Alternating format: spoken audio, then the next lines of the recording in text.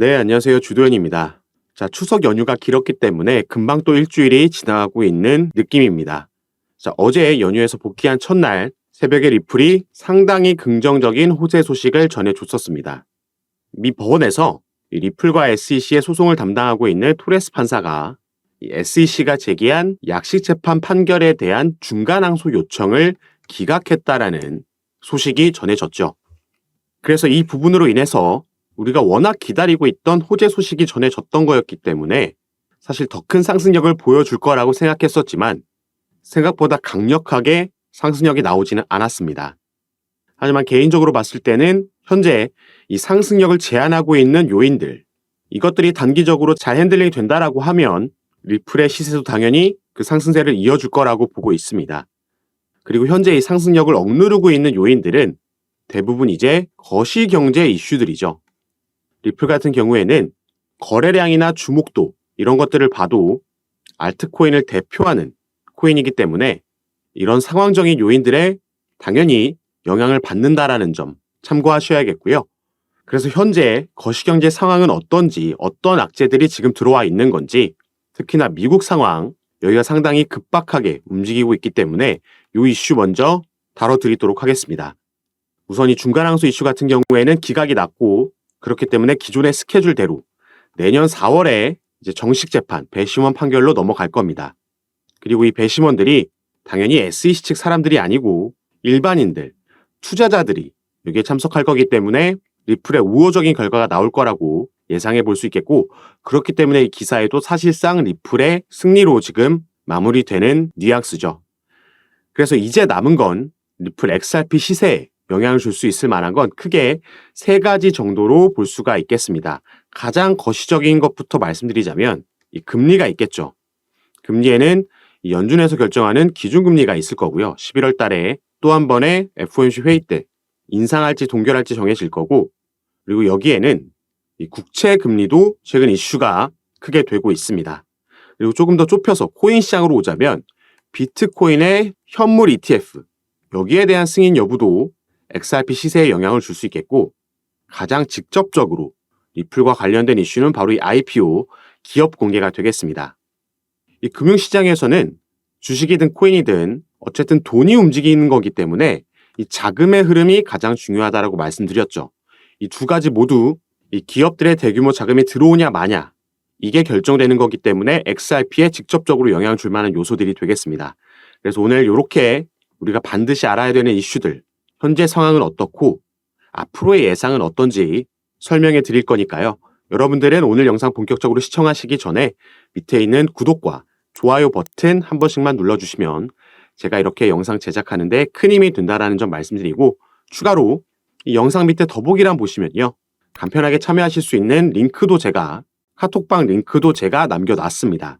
클릭하셔서 들어오시면 오늘 살펴볼 이 뉴스들 외에도 더 많은 정보와 뉴스들 가장 빠르게 제가 공유해드리고 있고, 오늘 우리가 같이 살펴보는 리플뿐만 아니라 여러분들께서 보유하고 계신 다른 코인들도 얼마의 평균 단가 보유하고 계신지, 그리고 또 비중은 어떻게 나눠서 분산 투자하고 계신지 포트폴리오 구성을 보고 현재 여러분들 상황에 맞게 개별적으로 제가 전략과 타점도 잡아드리고 있으니까요. 들어오셔서 이런 부분 받아보시면서 함께 투자하실 수 있는 공간이니까 참고해 주시면 감사하겠습니다. 자, 그럼 바로 이 금리 이슈부터 살펴보도록 하겠습니다. 제목에도 나와 있듯이 미국의 장기 국채금리, 특히나 이 10년물 국채금리가 급등하면서 16년 만에 최고치를 경신을 했습니다. 자, 9월에 FOMC 정례회의가 있은 이후에 이때 함께 공개됐던 게 바로 이 점도표죠.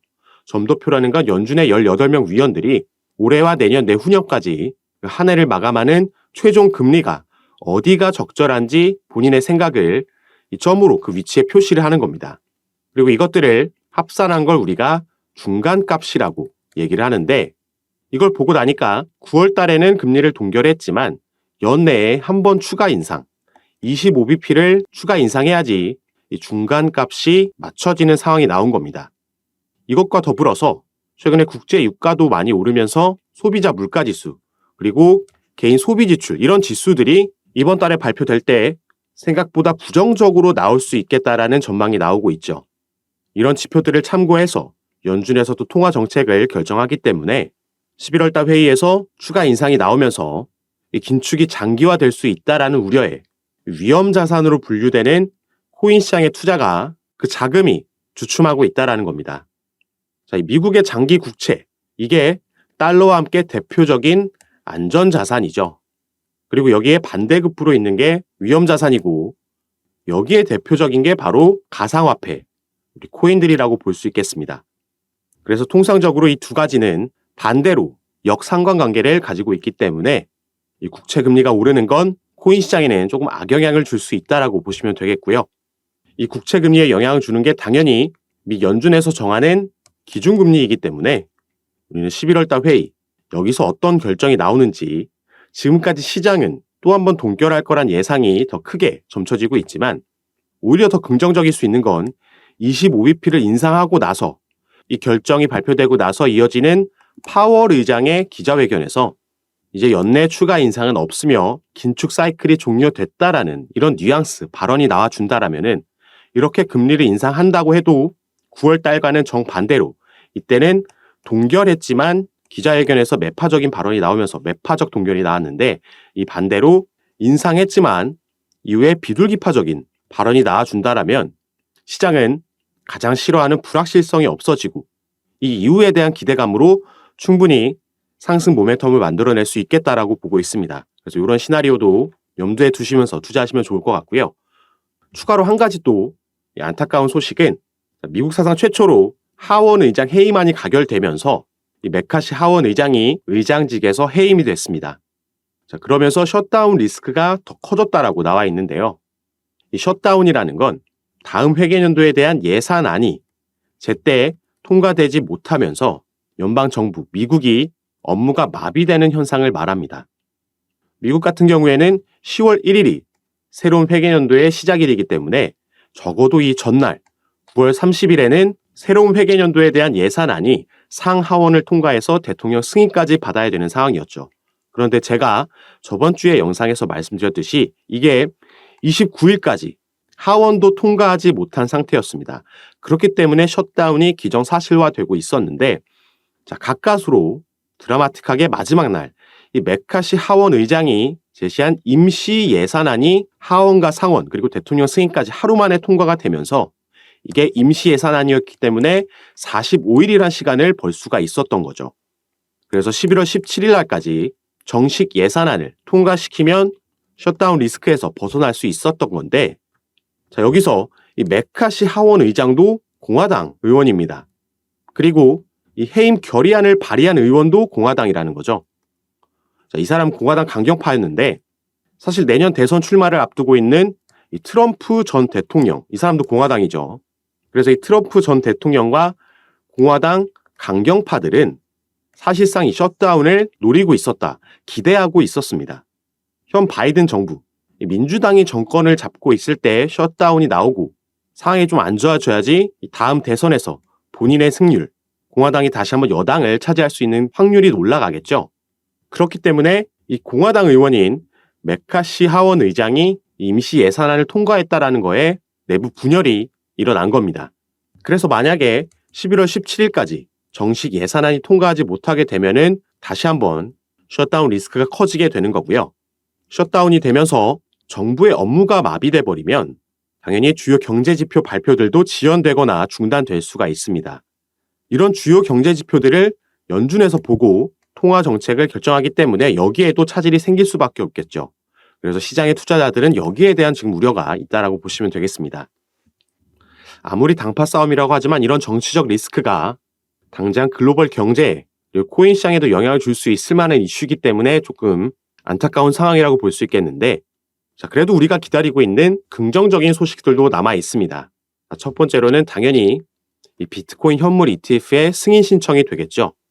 그래서 제목에는 미 운용사들이 곧 승인할 것이라며 자신감을 보이고 있는데, 자, 현재 상황을 업데이트해 드리자면요. 일단 비트코인 현물 ETF 승인에 대한 이 신청 건들은 전부 그 심사 결과가 내년으로 연기되어 있는 상황입니다. 가장 먼저 신청했던 게 돈나무 언니의 아크인베스트였죠. 이게 연기돼서 내년 1월로 그 심사 결과가 예정되어 있습니다. 그런데 사실 이 비트코인 현물 ETF를 신청했다는 소식으로 코인 시장에 엄청난 훈풍, 그 반등을 만들어냈던 건 바로 블랙록이라는 기업이었습니다. 자, 이 블랙록이라는 기업이 미국 뉴욕 월가에서도 가장 큰 거물급 기업이고 운영하고 있는 자산도 9조 달러가 넘는다는 이 업계에서 넘버원인 기업이죠. 그리고 추가로 이 블랙록의 CEO인 레리 핑크라는 인물은 현 정부, 이 민주당 정부의 주요 후원자 중 한 명입니다. 자, 그렇기 때문에 지금 이 비트코인 현물 ETF에 대한 승인 권한을 가지고 있는 이 SEC, 미국의 증권거래위원회의 위원장 게리 갠슬러라는 인물도 마찬가지로 현 정부인 바이든 행정부 민주당에서 임명한 인물이기 때문에 이 사람이 임명되고 나서 지금까지 계속해서 이 민주당 강경파들의 눈치를 봐왔다라는 거죠. 그렇기 때문에 이 블랙록을 시작으로 이 비트코인 현물 ETF가 승인될 수 있겠다라고 보고 있는 거고, 현재까지 일단 기한은 블랙록 같은 경우에는 3월까지 연기되어 있는 상황입니다. 하지만 반드시 이 기한 끝까지 가져갈 필요는 없고요. 아까 말씀드렸던 아크 인베스트의 심사 기한이 1월이기 때문에, 그리고 블랙록을 가장 먼저 승인해줄 공산이 크기 때문에 블랙록도 1월에 함께 승인할 가능성이 높다라고 보고 있습니다. 이렇게 되면 확실하게 코인 시장에 기업들의 자금이 어마어마한 자금이 들어올 수 있는 거기 때문에, 그리고 ETF 때문에 주식시장에서도 이제 코인을 매수할 수 있게 되는 거죠. 그래서 이게 현재는 가장 큰 시장의 기대감이라고 볼 수 있겠습니다. 그리고 리플 개별적으로 봤을 때는 이제 당연히 중간항소 기각이 나왔기 때문에 정식 재판으로 내년 4월에 회부되게 됐고 배심원 판결로 가게 됐는데, 그래서 이제 다음 수순은 IPO가 될 거라는 얘기 제가 전부터 많이 해드렸습니다. 이 IPO라는 건 기업 공개죠. 그리고 이 기업 공개를 하게 되면 이 대규모 투자 기업들의 투자 자금이 또 한번 유입될 수 있는 거기 때문에 실질적으로 XRP 시세에 가장 크게 영향을 줄 수 있을 만한 재료라고 말씀드렸습니다. 그리고 실제로 올해 4월에 리플은 뉴욕에서 비공개 로드쇼를 개최한 적이 있습니다. 그리고 여기에 미국 월가에 대규모 투자 기업들이 전부 참석하면서 리플이 이미 이때부터 IPO에 대한 준비를 시작했다라고 말씀을 드렸죠. 그런데 당시 함께 말씀드렸던 게 이 투자 기업들 입장에서도 본인들의 자금을 투자하려면 당연히 리플이 먼저 이 소송 리스크에서 자유로워져야 된다. 이게 선결돼야 된다라고 말씀드렸습니다. 그리고 다행히 우리가 약시재판에서 승소와 다름없는 판결문을 받아들였고 중간 항소까지 이제 기각이 되면서 정식 재판으로 배심원 판결로 내년 4월에 진행이 될 거기 때문에, 이 배심원 판결이라는 건 아무래도 이 배심원들이 SEC 측 사람들이 아닌 일반인 투자자 입장인 사람들이 거의 100%겠죠. 그렇기 때문에 이 정식 재판으로 회부돼서 배심원 판결을 거치게 되면 리플의 우호적인 결과가 나올 거라는 예상이 큰 상황입니다. 그리고 추가로 내년 4월에는 또 한 가지 이슈, 비트코인 반감기가 또 예정되어 있죠. 비트코인 반감기라는 건 비트코인의 생산량이 말 그대로 반으로 줄게 되면서 그 가치가 올라가고 그러면서 시장 전체가 상승장을 만드는 걸 말합니다. 이게 이 사이클이 이제 내년 4월로 예정되어 있기 때문에 오늘 살펴본 이 금리 이슈만 이전에 조금 진정이 된다라고 하면 내년에는 정말 크게 상승장이 오지 않을까, 이런 기대도 개인적으로 하고 있습니다. 그렇게 된다면 우리는 그 전에 우리가 가지고 있는 코인들의 평균 단가를 낮춰놓는 작업이 필요하겠고요. 그러면서 보유 물량을 늘려놔야지 이 상승장이 찾아왔을 때 그 수익률을 최대로 끌어올릴 수가 있겠죠. 그래서 이런 부분 아까도 말씀드렸듯이 카톡방에서 제가 현재 여러분들 개별적인 상황에 맞게 포트폴리오 구성을 보고 이 비중 조절하는 전략을 통해서 이런 작업 미리 진행하실 수 있게 도와드릴 거니까 이런 부분 받아보시고 직접 판단하셔서 여러분들 투자 판단에 참고하시기 바라겠습니다. 그리고 제가 카톡방을 운영하기 시작했을 때부터 지금까지 단 한 번의 금전 요구 없이 전부 무료로 이런 부분 도와드리면서 운영하고 있는 카톡방이니까요. 이 부분 안심하시고 여러분들은 위에 보이시는 제 전화번호 010-6531-7908번 제 전화번호로 숫자 7이라고만 문자로 보내주시면 제가 이 문자를 확인하는 대로 순차적으로 연락드려서 카톡방 초대를 도와드릴 겁니다. 그리고 문자 전송이 힘드신 분들은 아까 말씀드렸던 영상 밑에 더보기란에 링크 통해서도 입장 가능하시니까 이 부분 확인하셔서 미리 저와 함께 이런 사전 작업 잘 해놓으셔서 수익률 크게 가져가실 수 있도록 함께 하시면 너무 좋을 것 같습니다. 자, 그럼 오늘 영상은 여기서 마치도록 하고요. 여러분들의 성공 투자 진심으로 기원하겠습니다. 감사합니다.